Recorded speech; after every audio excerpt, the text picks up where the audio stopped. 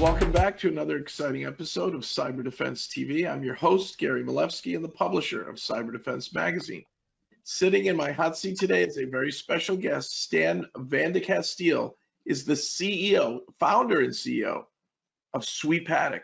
That's Sweepatic, SWEEPATIC.com. Did I get it right? Yes, thanks for having me. So cool name. How'd you come up with the name Sweepatic? It's actually a concatenation between the activity that the platform is doing. It's sweeping the internet and attack surfaces, to be specific, and we do that in an automatic way. That's where the name Sweepatic comes from.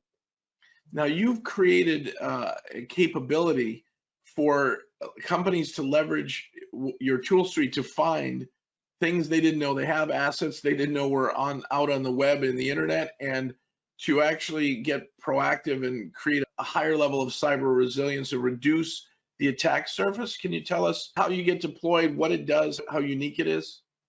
Yeah, of course. So with the Sweepatic attack surface management platform, we basically automate the discovery, analysis, and follow-up of internet-facing assets. We do that to propose valuable insights back to the organization so they can actively reduce things that are no longer needed, that don't have a business justification anymore, so they become less attractive for outsiders, for criminals, so they avoid basically millions of dollars in fines and consequences. That's excellent. Now, normally, web app firewalls in front of a corporate network, and intrusion prevention or detection system is inline and span ported and eavesdropping on traffic. Where are you deployed, and how do you pull off this bird's eye view? Yeah, the Sweepatic platform itself is a cloud-based capability. So it runs on a secure cloud that we lifecycle manage on the internet. And it is mimicking normal user traffic by applying advanced reconnaissance techniques against attack surfaces. So this is like the view where we point a very detailed lens towards victim organizations, their attack surface. And the platform is mapping, monitoring, and managing those attack surfaces in a continuous mode. So you're doing this without being inline, easily deployed, not in the way, and pretty much up and running very quickly. That's correct. There is no on-premise deployment required, so it means that it's also agent-less. And the onboarding itself is a matter of hours. So it's a matter of asking the name of the company and the first 3, 4, 5, what we call primary domains that they operate on the internet. And we basically the platform takes it from there. Now, this is way beyond typical threat analysis or vulnerability management or pen testing. This is more of a predictive intelligence, find attack surface areas they didn't know they had, predict how they're going to get exploited, and then help them solve that. It is a more proactive solution to the problem. I would say that the more classical pen testing approach traditionally starts from something that they know. So it's a more offensive way of testing a bunch of crown jewels or a very specific scope. And I would also state that vulnerability scanners, most of them are IP-based scanners that you also need to configure for a certain scope, and they have more a reactive nature. So you basically scan assets for vulnerabilities more from a reactive perspective. If we look at a Sweepatic, the attack surface management platform, it takes a proactive approach because it's constantly automatically hunting for known and also unknown assets to provide a very complete, what we call situational awareness. That's like the first step is this full-fledged discovery of everything that is internet facing. And it is in fact provided to the Sweepatic intelligence layer that allows reputation checks. It's doing security checks. It runs some automatic controls against what was discovered in order to present it in a representation layer which can be different outputs. It can be an interactive dashboard that our users log into to consume the prioritized observations. So we basically guide them in where the first problems occur and what we recommend them to have a further look at. Next to the dashboard, we have a way of reports, we have an API gateway and different notification mechanisms. So Stan, most companies think they have it all set. They know how many apps are in the cloud or how many web services they're running.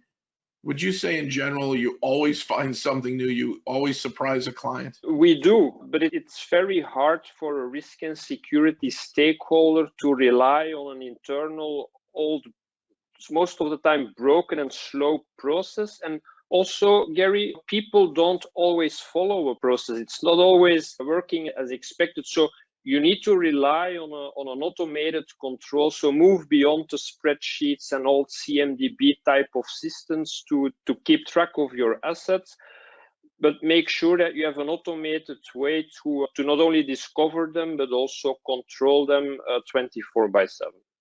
On 24/7, Sweepatic is running continuously and providing reports when necessary in real time. Yes, so it has a continuous nature where the cohesion between the modules in that platform is basically being maintained with a daily nature, with a daily rhythm. And so when an observation is being produced by the platform with that priority score, we basically notify the user, and this can be through different mechanisms. Do you think your reconnaissance approach and reduction of attack map surface approach will help companies get one step ahead of the next threat and be more in tune with the regulatory compliance that they should be? Yes, asset management is by far the first thing that you need to do correct. How can you deploy as a risk and security stakeholder good practices if you don't have that situational awareness? If you're running behind, it's always going to be a cat and mouse game. So we really need to bring the industry out of a reactive mode and more offer proactive solutions. It also sounds to me like Sweepatic is best deployed in larger organizations. Would you say that 2,000 assets or employees and larger? What's the sweet spot? Is it Fortune 1000? The more web servers they have, the better. And what kind of verticals need you the most? I would say that every verticals, regardless of the size, are present on the web, right? They are growing, expanding, they leverage the cloud, they are pretty high on digitalization, especially now, Corona and post-Corona, we see more and more mushrooming of remote access systems, web applications, sport, all those things. It is true that there is a relation between the size of the company and the size of the attack surface operating. But that having said, the evolution, we see that across different verticals from telecom, retail, e-commerce type of businesses that have a high need of fast customer acquisition. So they have a large IT stack that they operate with a lot of domains and websites on the internet. That's where a benefit of a Sweepatic attack surface management platform is pretty high.